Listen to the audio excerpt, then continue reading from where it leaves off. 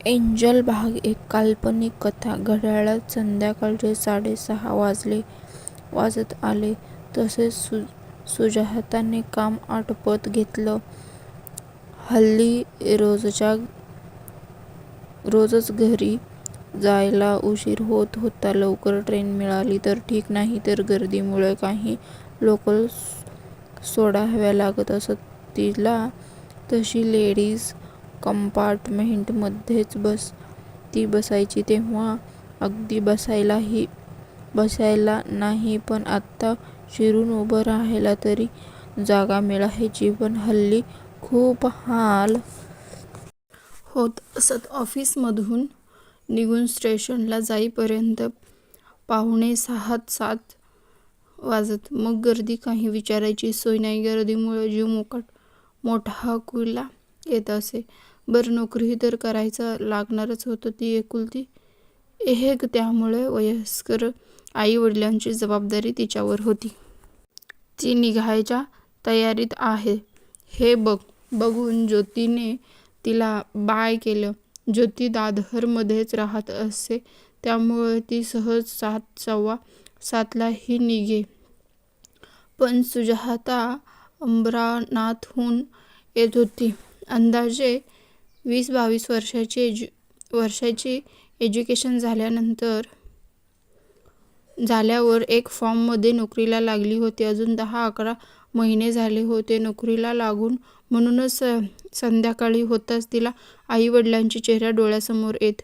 आज तर आईला घेऊन दवाखान्यात जायचे होते. तसे 2-3 दिवसापासूनच जायचे होते, पण उशिरामुळे जमले नव्हते. आज तरी जाऊच तिने निश्चय केला आणि ती स्टेशनवर आली. 6:55 की लोकल आधा घंटे देर से आएंगे. अमरनाथ जाने वाली सुपर फास्ट लोकल प्लॅटफॉर्म क्रमांक 3 पर आने वाली. उशिराने गाड्या धावत आहेत. आजही गोंधळच आहे याची तिला अनाउन्समेंट ऐकल्यावर जाणीव झाली. जी गाडी येते त्यात चढावे, पण अजून ती लेडीज कंपार्टमेंटपर्यंत पोचली नव्हती आणि ट्रेन तर समोर आली होती. मुंबईहून भरभरून आली होती. अशीच गर्दी पुढेही असणार. तिने क्षणभरही विचार न करता जो पुरुषांसाठी असलेल्या डब्यात तिने शिरायचा प्रयत्न करायचे ठरवले. डबा पूर्ण भरलेला. अगदी शेवटी दारात बराला लटकून ती उभे राहिले. जेमतेम एक पाय आत आणि अर्ध शरीर एवढीच जागा तिला मिळाली. हे काही खरं नाही. आता उतरायला हवंय. चूक केली आपण. पण आता उशीर झाला होता. गाडी सुरू झाली होती. तीच तशी बेताचीच उंची होती. त्यामुळे डबल फास्ट लोकलमध्ये ती अक्षरशः लोंबकळत होती. हेलकावे खात होती. तिची अवस्था आतल्या माणसांनी बघितली नव्हती असं नाही, पण काहीतरी अगदी दुर्लक्ष करत होते. आणि काही खोडसाळपणे गाडी हलते आणि याचा फायदा तो एकटीच आहे म्हणून मुद्दाम जास्त हलवत डुलत होते. तिच्या ते लक्षात येत होतं, पण चिडली असूनही ती काही करू शकत नव्हती. तीच वाईट वाटत होतं. काही माणसं तर उगीच हिंदी गाणी मोठ्याने म्हणून तिच्या घाबरलेल्या अवस्थेची मजा घेत होते. बापरे, फास्ट जाणाऱ्या लोकल मधून इतक्या बाहेरून लोंबकळत जाताना आत्ताच्या हालात केवढं रग लागली होती. आणि गाडी तर ठाण्याशिवाय अधेमधे थांबणार नाही. अंतर वेळ बराच लागणार आहे. असे कसा निभावं लागणार यातून. आत्ताशी तर 10-15 मिनिटे झाली आहेत. 1-1.5 तास कसा काढणार आपण. ती काकुळतीला आली होती. जरा विचार करून चढायला हवं होतं, पण हे असं प्रवास करणं. पण दिवसेंदिवस गर्दी वाढते. थोडं थांबलं तर 8:30-9 होतात. घरचं पण बघायला हवं. काम तर असतातच. कसा मार्ग निघायचा असावा. असा रोज प्रवास करायला आपण शिल्लक तर राहायला तर हवं. तिची ही अवस्था अविनाश बघत होता. अंदाजे 30च्या मागच्या वर्षी CAची परीक्षा उत्तीर्ण होऊन स्वतःची प्रॅक्टिस करत होता. आज एका क्लायंटकडे जायचं म्हणून दादरला आला होता. सुजाताच्या आधीचा तो दादर एक पाय ठेवून चढत होता. खरं तर तो कधीच स्त्रियांकडे फसणं लक्ष देऊन बघत नसे, पण सुजाताची अवस्था तर त्याची मजा घेणारे पुरुष हे सगळे त्याचे लगेच लक्षात आलं.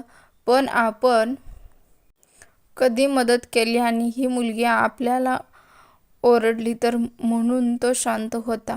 पण तिची बेताची उंची आणि हेलकावे खाताना होणारा तारांबळ, माणसावरची चिडचिड, हलणारी पर्स आणि न मागताही तिला हवी असणारी मदत, त्यामुळे त्याने त्यांच्या हातातील बॅग त्याने गळ्यात अडकवली. एक हात वर पकडला आणि उजव्या हाताने सुजाताला आत सरकवून बरला हात घट्ट धरून ठेवलं. हे करताना आतल्या माणसांकडे डोळे वटारून बघायला तो विसरला नाही. अविनाशने तिला केलेल्या मदतीने आपल्या माणसांना तो तिच्याबरोबर आहे असे वाटले आणि ते जरा शांत झाले, ओरमले.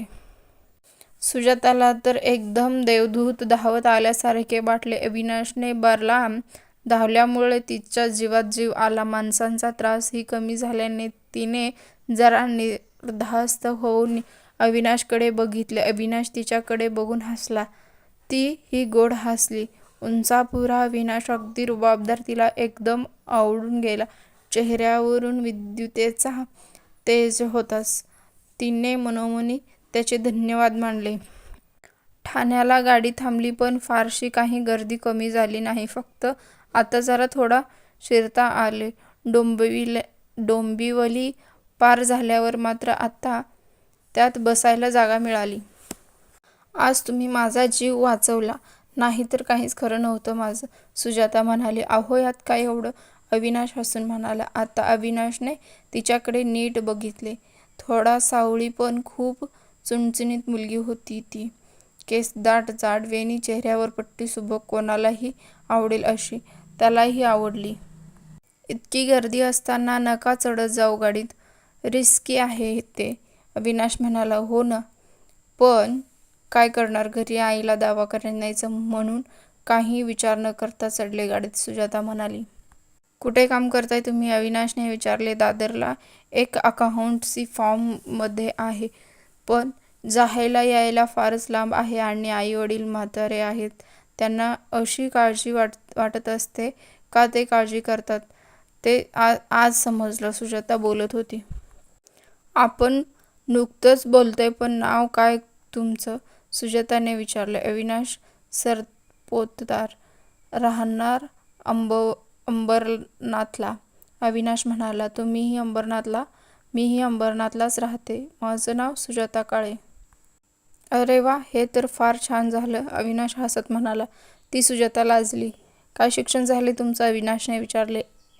M.Com झालंय, first class with distinction, Sujata म्हणाली. दॅट्स नाईस, अविनाश म्हणाला. अनुभव आहे काही? साधारण वर्षभराचा, सुजाता म्हणाली. छान वाटलं तुम्हाला भेटून, अविनाश म्हणाला. हो ना, मला तर खूपच, सुजाता म्हणाली. गप्पा रंगत असल्या होत्या आणि अंबरनाथ स्टेशनही. दोघेही गाडीतून उतरले. एव्हाना गर्दी पूर्ण ओसरली होती. सुखरूप घरी परतल्याने सुजाता आता रिलॅक्स होती. दोघांनाही अजून गप्पा मारत बसावं असं वाटत होतं, पण घरी तर जायलाच हवं. आत्ता कधी भेट होणार, अचानक भेटलो आज, आणि किती छान ओळख झाली.